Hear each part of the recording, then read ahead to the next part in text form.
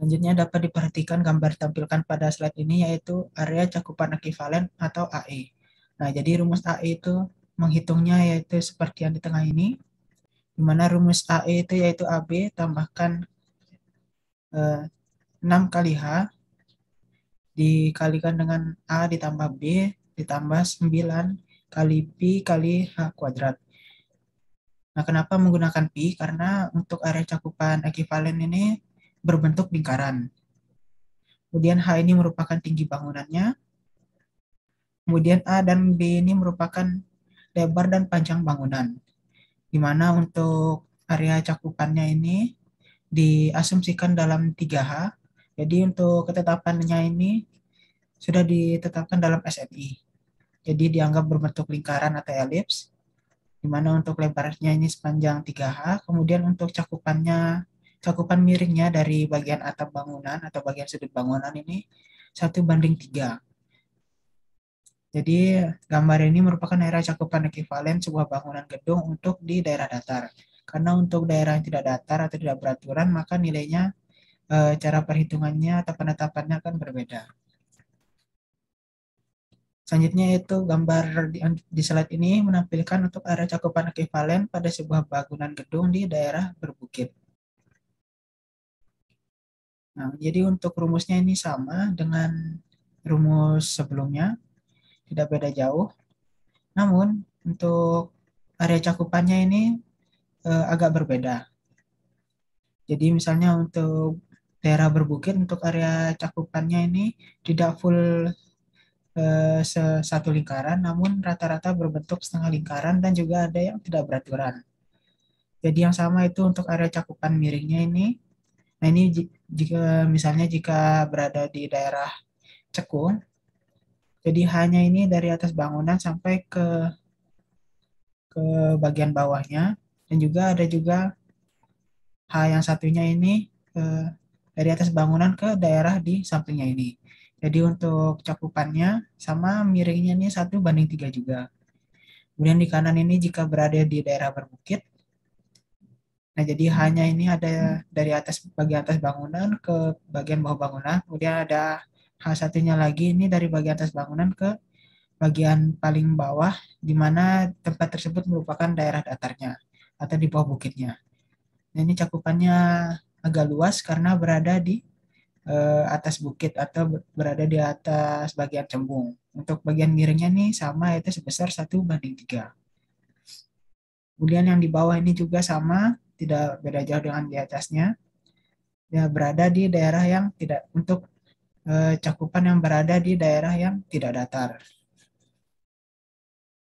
Selanjutnya yaitu zona proteksi petir atau biasa disingkat sebagai ZPP. Jadi untuk ruang diproteksi ini harus dibagi dalam zona proteksi petir menurut tingkat ancaman perusakan akibat perusahaan elektromagnetik petir dan menunjukkan lokasi untuk titik pengikat pada perbatasan zona. Zona dicirikan oleh perubahan mencolok dari kondisi elektromagnetik pada perbatasannya. Nah, zona-zonanya ini dibagi beberapa. Yang pertama zona OA atau 0A, di mana zona ini merupakan tempat benda menjadi sasaran sambaran petir langsung, dan oleh karena itu harus dapat mengalirkan terseluruh arus listrik. Di sini terjadi medan elektromagnetik tanpa redaman. Kemudian ada ZPP 0B, di mana zona ini merupakan tempat benda tidak menjadi sasaran sambaran petir langsung, tapi di sini jadi medan elektromagnetik tanpa rekaman. Jadi untuk yang ini menggambarkan SPP eksternalnya, kemudian garis titik-titik ini melambangkan area yang terproteksi. Jadi di bawah titik-titik ini merupakan area yang terproteksinya. Dan yang di bawah ini merupakan sistem terminasi bumi untuk mengalirkan arus petir ini ke dalam tanah.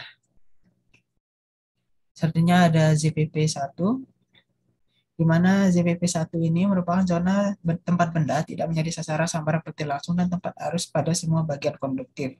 Di dalam zona ini lebih rendah berkurang dibandingkan dengan zona 0BD.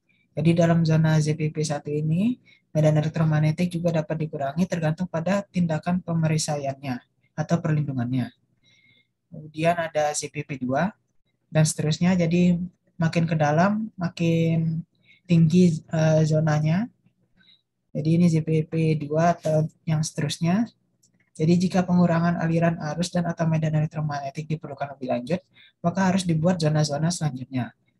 Persyaratan zona ini harus dipilih menurut persyaratan lingkungan zona pada sistem yang diproteksi. Dimana contohnya pada gambar ini zona yang dilindungi itu yaitu ruang komputer, di mana ruang-ruang lainnya juga perlu perlindungan masing-masing atau disebut juga dengan SPP internal. Jadi semuanya sama, nanti untuk proteksinya semuanya akan dialirkan ke tanah. Jadi jika di luar ini dari SPP eksternal langsung dialirkan ke tanah, namun jika dari dalam bangunan maka dialirkan melalui kabel, kemudian salurannya, kemudian baru di luar bangunan gedungnya ditancapkan ke tanah. Jadi dalam pemasangan sistem proteksi petir ini merupakan salah satu dari pekerjaan sipil juga. Jadi ada beberapa hal yang perlu diperhatikan atau hal-hal yang termasuk dalam ranah pekerjaan sipil dalam pemasangan sistem proteksi petir ini.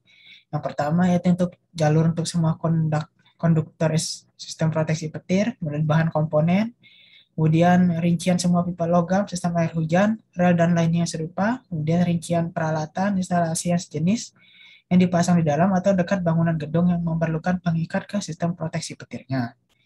Kemudian letak dari pelayanan konduktif tertimbun yang mempengaruhi penempatan jaringan terminasi bumi sehingga diperlukan penempatan pada jarak aman dari sistem proteksi petir.